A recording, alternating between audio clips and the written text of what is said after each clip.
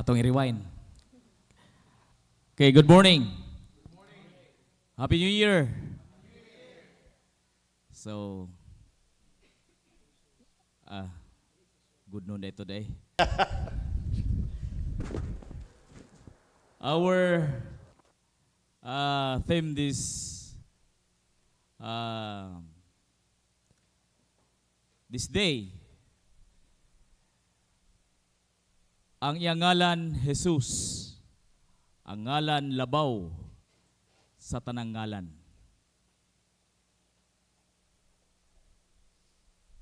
In Philippians 2, verse 10 to 11,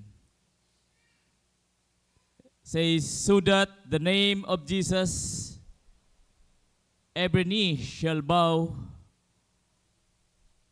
of those who are in heaven and on earth and under the earth, and that every tongue confess that Jesus Christ is Lord, to the glory of God the Father.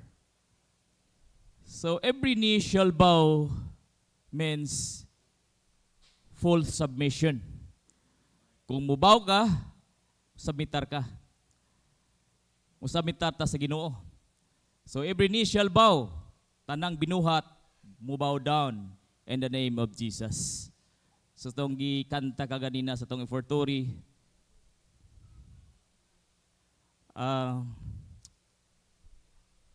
kung ato lang ma-internalize ang kanta, so bantugan ang ngalan sa Ginoo. Sa our gospel, nagisgot kini sa duha ka party.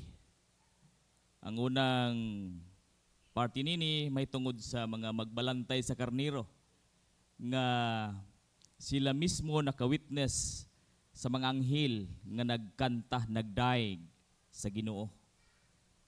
So wagid sila sukad makakita sama niya nga nakita sila diya sa langit nga manghel nga nagdaig sa Ginoo tungod sa pagkatao ni Ginoong Kristo. Ang ikaduha, mao ang kini ang pagtuli sa ikawalo na kaadlaw si Ginoong Kristo, gihalad siya sa simbahan. O kining pagtuli kaniadto muni ang bautismo.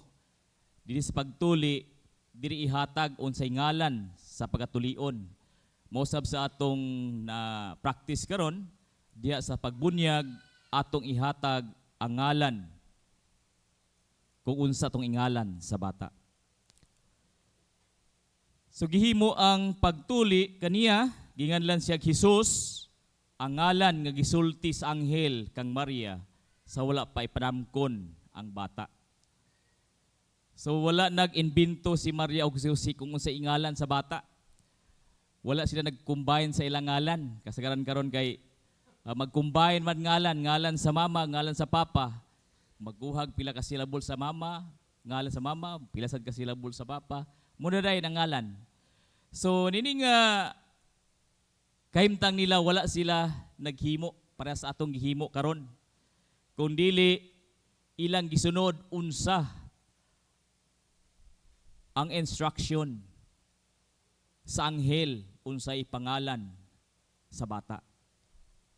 So nagpasabot kini nga dili kini ang ordinaryo kini nga bata kay sa una na mga anghel nang gikanta.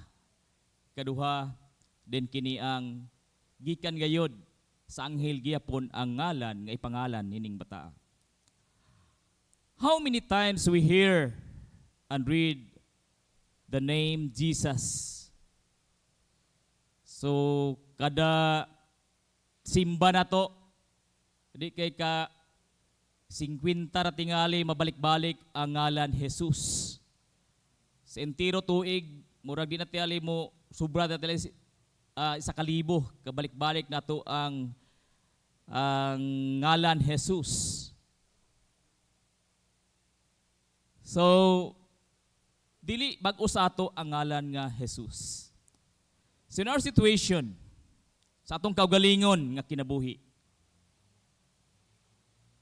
kung kana lansang pa ba, Kung lansang pa na nga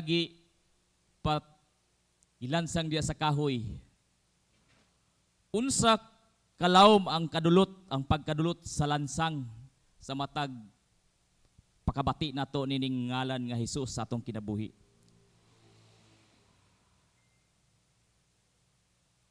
Ang kini ang gitawag og ang pagdulot sa lansang mausab na ang pagdulot sa pulong sa ngalan ni Hesus sa atong kasing-kasing. Kung unsa kalawom, mausab ang atong pag-ila sa ngalan Hesus sa atong kinabuhi. Pares karon.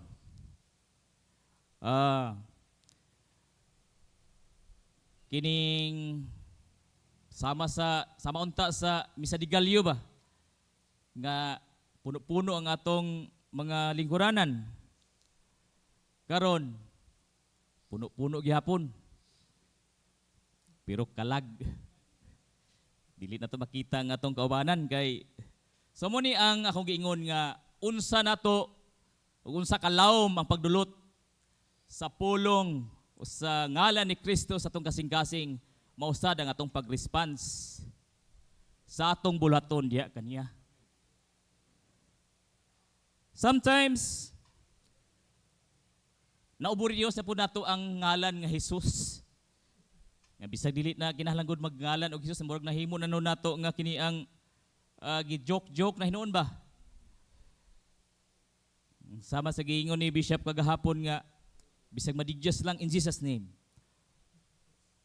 So dili na mura og nahimo na noong katawanan ang ngalan ni Ginoong Hesukristo. So kita nga mga nagbadayon kay makaingon nagpadayon kay nagsimba pa man gyapon ta karon. So atong hinumduman, atong ibutang sa atong kasing-kasing unsa kaimportante ang pulong o ngalan Hesus sa atong kinabuhi.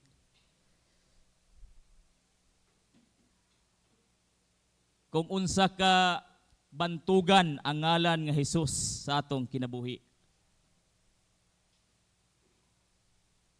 Ang atong paghatag og reverence sa Ginoo magdepende how deep we experience the goodness of God. Kung unsa ka maayo ang sinati ang Ginoo sa atong kinabuhi. So in spite sa mga problema, in spite sa sitwasyon, sa mga kalisdanan, ato ning na-overcome, pinaagi sa paggamit nato o pagsalig nato sa atong Ginoong Hesukristo. Nasa atong kasing-kasing ang paglaom. Katong atong ginagutan din atong paglaom, pagtuo, kalipay, gugma.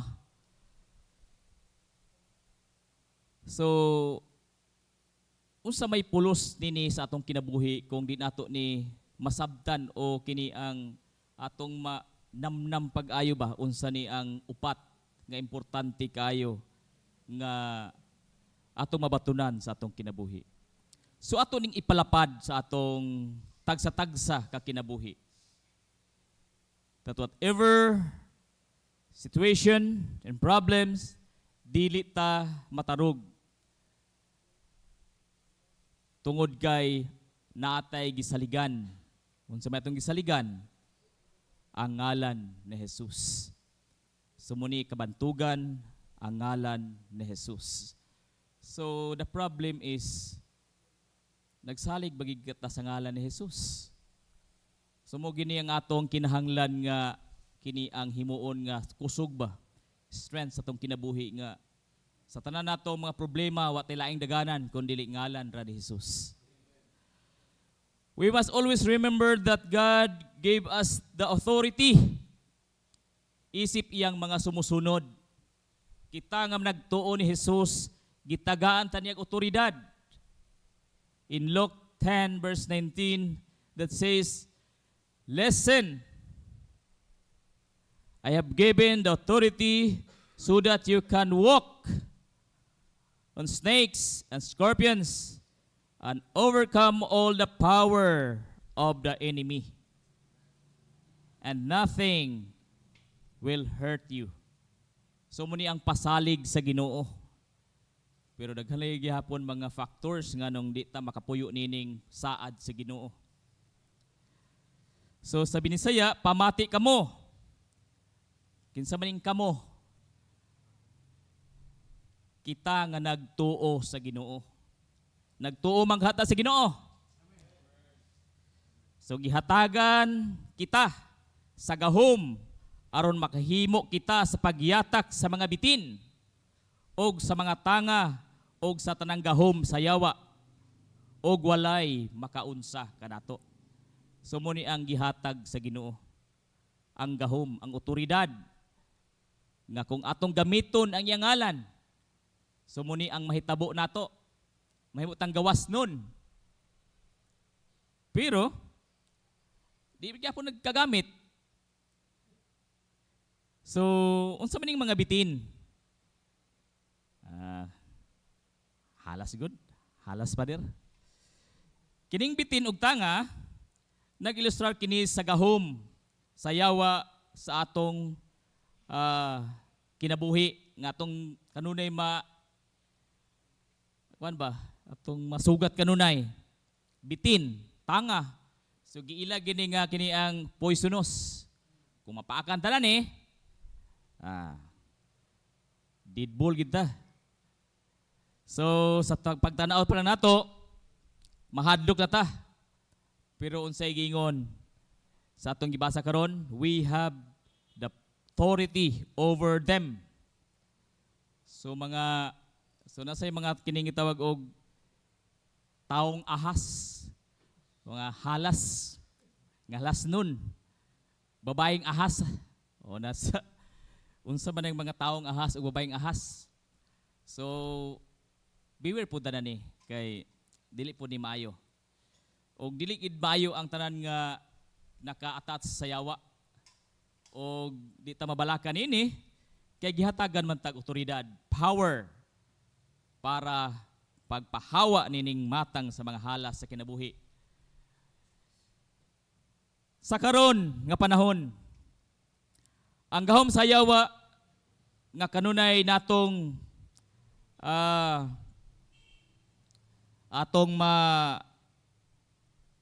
sinay kaning atong sinati mauning mga sakit. O muni ang ihatag din sa yawa, tagantag sakit. Labi na kay mo indulge pud ta sa mga butang nga maghatag natog sakit. Mudang diha sad siya musakay sa atong gihimo nga mo'y makahatag po natog sakit. Dayon kawadon kining kapobrehon.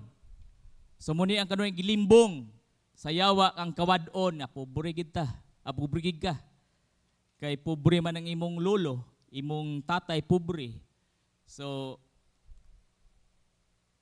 eventually pobre gid sad ang imong kahimtang kay kung klaroho na to subay ang imong lineage pobre man gyud.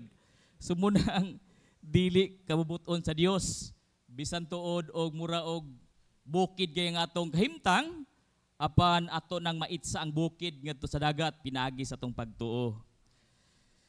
So usahay kining kawadon mao nang usahay bitaw nga kuan lang ta mutuo ta kanang mga paswertihay ba. Nya kung magbagong tuig mag-ilis na ng polka dots. Kang sinya daghan kayo mga kuan, mga lingin-lingin. Kaya aron kuno kini ang swertihon daghan kwarta. Kung lingin-lingin, di gyapon tamadato na kay sensilyo raman. Kanang mga lingin-lingin di gyapon makadato kay sensil pamiliti ra. So, dili ta mo asa na ng mga paswertihay kung dili ang atog yung pagtuo diha sa Ginoo. So dili ta mo asa din ng mga way kasiguruhan kanang bunga lang bitaw sa kini ang tuo-tuo nga kung imo ning buhaton buhay na sunta makadaog tele tag loto ay nang swertes kinagmay ra man swertes loto So muna ang usahay nga patutuo tungod sa atong kini ang kakulang. Usahay lagi kulangan ta og kini ang kahibalo ba? Kahibalo sa pulong munang bisan na kahibalo gud. Pero kulang kay sa pag-aplikar ba? Muna bisan na kahibalo na, amo testing lang gihapon sa mga pamaagi sa uban. Dili ta mo testing sa pamaagi sa Ginoo. So, kahibalo na tadaan nga ang isa gyud nga makalingkawasta sa kapobrehon mao ra gid ang paghatag sa atong obligasyon diha sa Ginoo. So, kung dili ta mo gamit nini dito ta sa lingin-lingin na impasta, mamaas na lang ta. Naka dungog bitaw ko sa kini ang istorya nga kung tinuod pa na pila ka katuig nga nagpractice na mura gihapon imong kahimtang. Pero mo insist magud gihapon ang kanang nagpractice nga di gyud ka ba nagkwarta. Mo insist gyud nga kuan gid epektibo gyud. So usahay mo na kagahi sa tong ulo nga bisan og istoryahan na ta nga muning pamaagi sa Ginoo mo atong sundon para kita magmuswagon. Diha gyud gyapon ta sa naandan nga ahan agikan nga prinsipyo. Prinsipyo na sa itong mga kalululuhan nga asa pa nila nakuha po nga prinsipyo. So ato nang tangtangon sa atong kinabuhi ang atong buhaton, ato gyong gamiton ang atong natun-an. Dili lang ta paminaw dinhi sa atong simbahan. Nata diri para motubo ang atong pagtuo, para motubo ang atong kini ang kahibalo. Para dili ta dali mailad sa mga hunghong sa atong palibot. Sa manining mga totoo, mga hunghong nitong palibot nga dili kabubuton gyud sa Ginoo. So, muni ang mga kining murag hinagiban sa yawa ba? Kining kapobrehon. Then relasyon. Relasyon sa atong pamilya. Relasyon sa atong isigataw. So muni yang bungkagon. Tungod kay gusto gid niya nga magkaguliyang ang mga anak sa Dios. Apan ato gid ning paningkamutan nga mapabiling buo ang atong relasyon labi na diha sa atong matatag-sa kapamilya. Nga may tagrelasyon diha sa atong banag asawa, sa atong mga anak ug sa atong isig ka mga anak pod. So may relasyon. So muni ang mga kini ang pamaagi sa yawa. Daghan pa kay mga pamaagi sa yawa basta kay dili gani kabubuton sa Ginoo, kabubuton gid sa yawa. Mura gid ang atong kunan. Kung dili gani na kining incline sa kini ang kabubuton sa Dios, so kabubuton na sa yawa. So narana sa ato. Kay usahay lagi testingan tanan. Tatong testingan. Bisan og kabubuton sa yawa ato yung testingan. So unsay atong remedyo niini? Maremedyohan pa ba ning atong kinaiya? Nga bisan sigdok-dok na ta tudlo may tungod sa pagtulunan sa Dios mao lang gyapon atong sundon. So kinahanglan gyud nga atong exercise ang otoridad that God has given us against our enemy. So use the name of Jesus. Ato gyud gamiton ang ngalan ni Jesus. The name above every name. Mo ni atong tema karon. Katong gamiton ang ngalan sa Dios ni Ginoong Kristo. The name that is in every sickness, every illness, poverty, broken relationship, hard-headed, will bow down in the name of Jesus. So tuo lang kita. Kaya kung di ta mo tuo, pildi kita. So daghan kay tagrason nganong dili ta maka-exercise sa otoridad nga gihatag sa Ginoo sa matag usa kanato.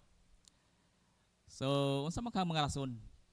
Unsa man kang mga rason nga nganong dili man ta makagamit nining atong natun-an unsaon pag hingilin nining atong mga problema sa kinabuhi nga mo'y nakahawid sa atong pagtubo diha atubangan o kaniyang pagtubo nga Kristohanon, pagtubong espirituhanon. So una, Kasagaran kay related na gid ang kini ang rason. So ako lang magkuha lang ko og mag-set og duha. Una, wala ta ma-use sa paggamit niini. Wala ta maanad ba? Kaya napoy rason nga wala ta maanad. So, hesitant ta sa pagbuhat niini. Kaya nga naman, kita mismo sa atong kagalingon nasayod sa atong gihuptang pagtuo. Dili ta mohimo nini kay basin og atong hunahuna nga muipik ha kung ako ning buhaton. So natin pagduha-duha tungod kay kulang ta sa pagtuo. So unsa may buhaton nato? So muning kasagaran gyud kanato kay pares karon gamay ra ta. So dili permanente ba? Dili permanente ang atong pagpakaon sa atong espiritu. Dili kini ang makanunayon ba? Usahay makakaon, usahay dili. So muna ang atong espiritu niwang pasmado. So daghagibati ang atong espiritu masakiton. Tungod kay kulang sa pagkaon. Tungod kay sige tag-absent. Mas maita karon.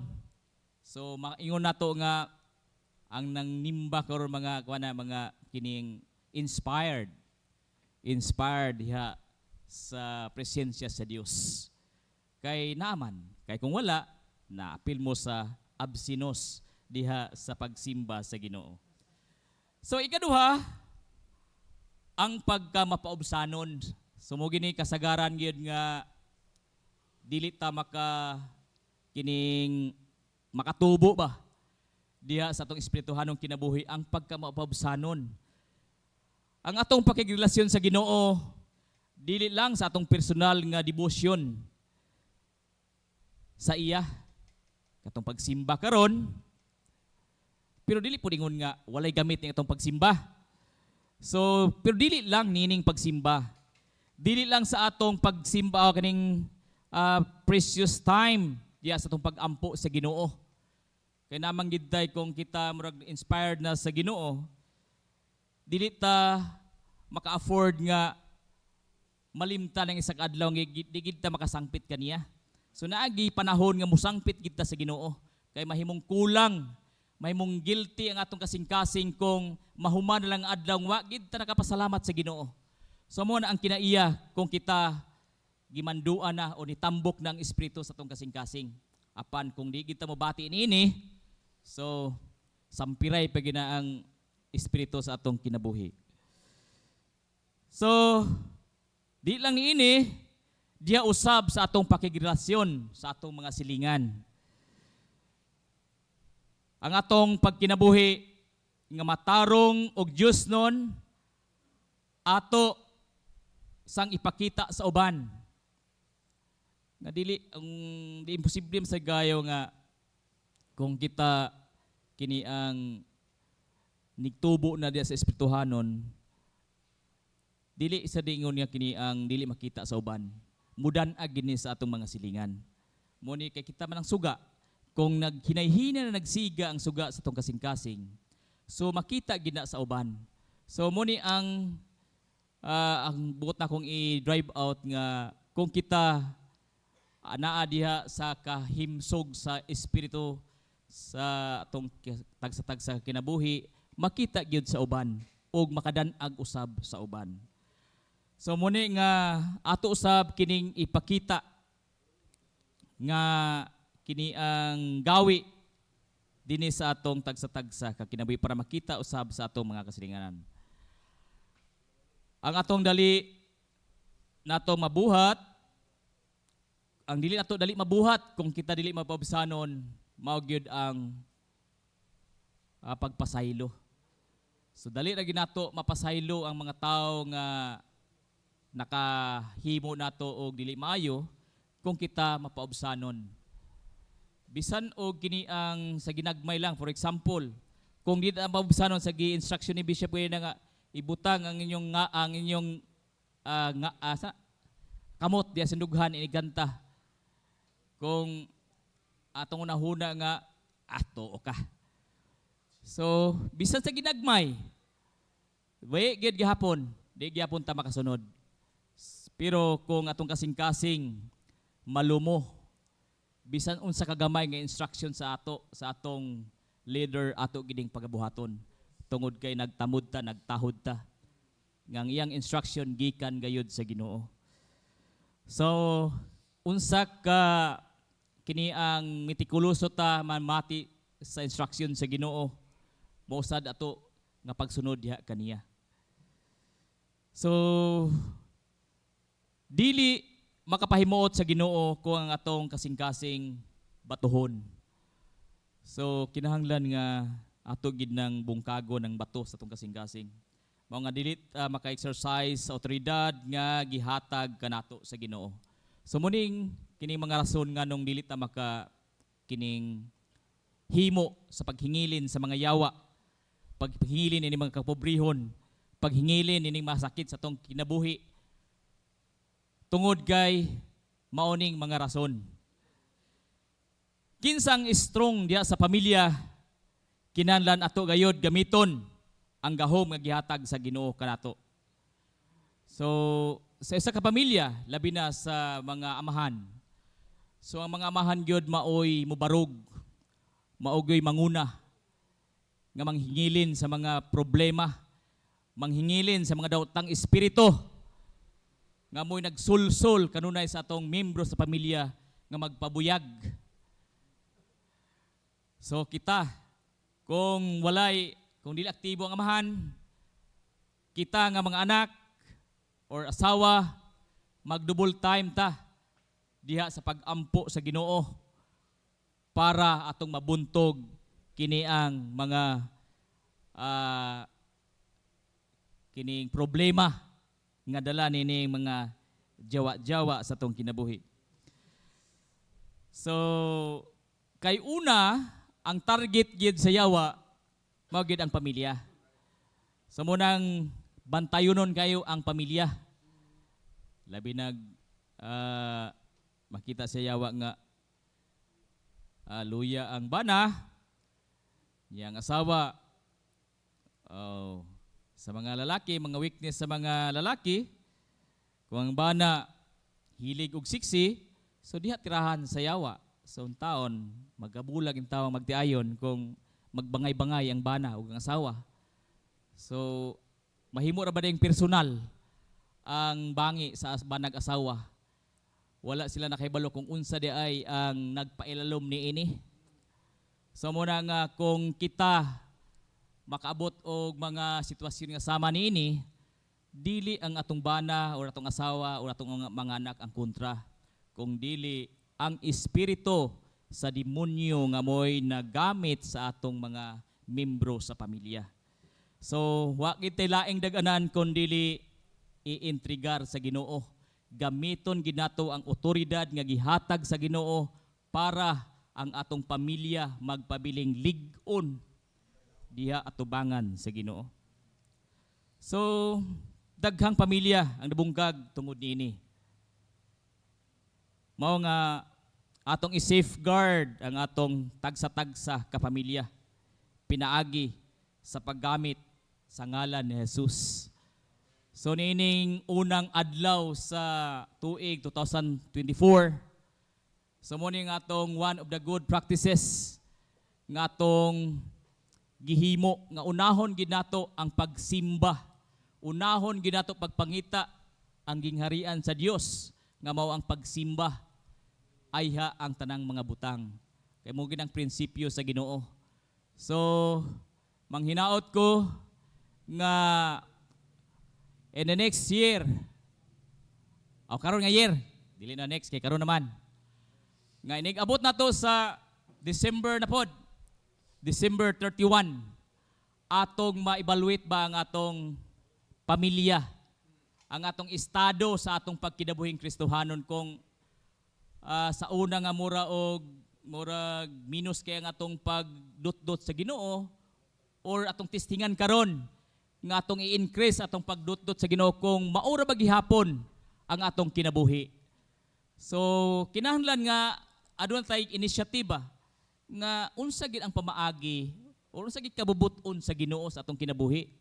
Kay kung dili nato na aksyonan, mga tigulang na lang gid ta, magpabilin na gid gihapon ta nga kita maura kita. Magpabilin na may lagkong batan-on, magpabiling batan-on. Pero ang atong kahimtang maura gihapon, so dili mayo. May lag ang dagway nato magpabilin nga maura, dili ta mangunot. Pero kung ato sitwasyon nga lisod gyapon hangtod sa kahangturan lisod, hangtod sa toy kamatay lisod, dili na nakabubut-on sa Ginoo. So sa katapusan,